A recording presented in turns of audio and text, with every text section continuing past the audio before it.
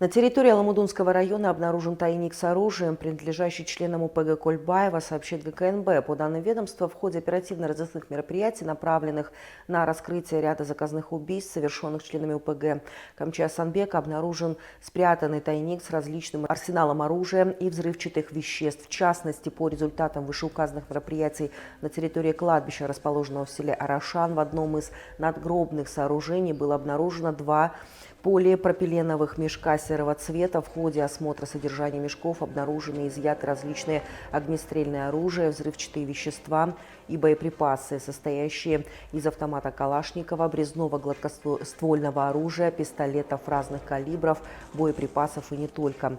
Вышеуказанный арсенал оружия изъят в рамках материалов досудебного производства и будет направлен на проведение соответствующей экспертизы.